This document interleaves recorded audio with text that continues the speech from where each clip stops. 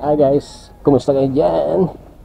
So, gagawa tayo ng video ngayon regarding dun sa ating racing seat mga kaibigan. Dahil may nagtanong po kasi kung saan daw natin nabili, ano? Actually mga kaibigan, yung ating kotse ay Vios XLE manual transmission. So, pinasetup ko lang siya. Actually, marami ako ditong sinetup mga kaibigan. So, isasama na natin. Pagpasensyahan nyo na lang dahil medyo madumi yung ating kotse. Hindi natin na kawas. Yan. Alright, as you can see here, ito yung ating racing seat. Yan, siguro ilalagay ko na lang sa comment section mga kaibigan. Yan. Ang score ko dito ay na around 17k. So mahigit isang taon na to. Yan, kasama na yung likodan. Yan, para sa mga nagtatanong mga kaibigan, ito. Yan. So racing seat, actually ito yung kanyang stock na upuan. So customize. Yan, customize to. Kaya sukat na sukat pa rin yung kanyang mga railings diyan.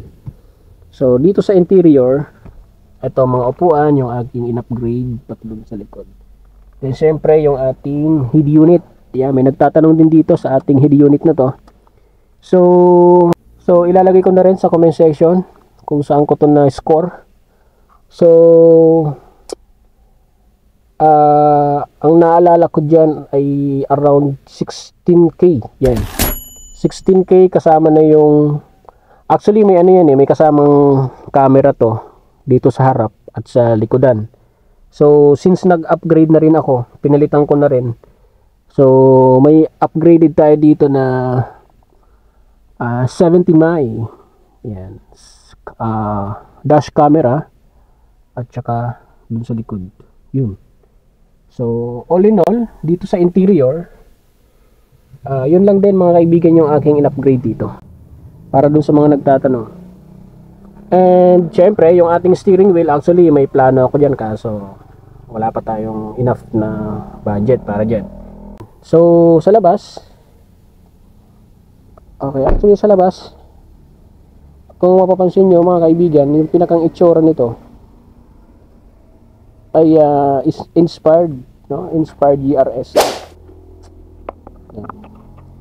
So naka-body kit na siya.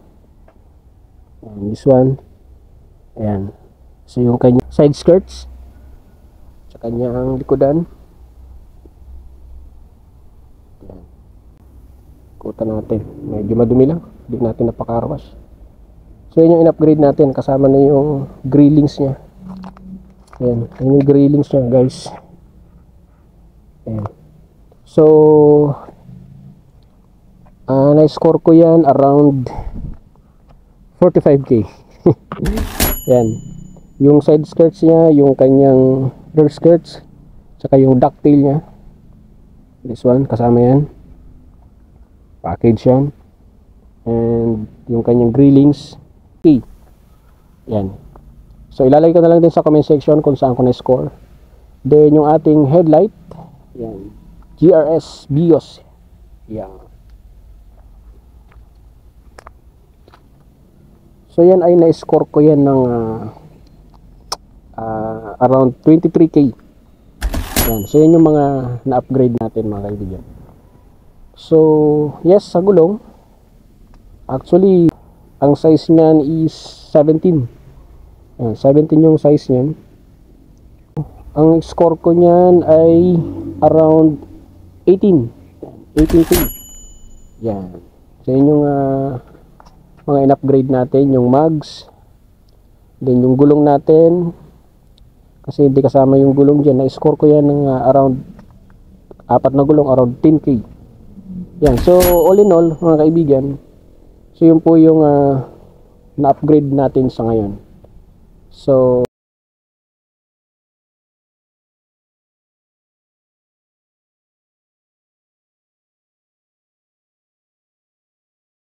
yun guys, sa mga nagtatanong, dito sa interior, then exterior na na-upgrade natin. Yun lang din yung mga naidagdag natin. So, para sa mga nagtatanong, ilalagay ko na lang sa comment section kung saan ko na-score. Tatag ko na lang para kayo na lang bahala mag-score. Yun lang guys.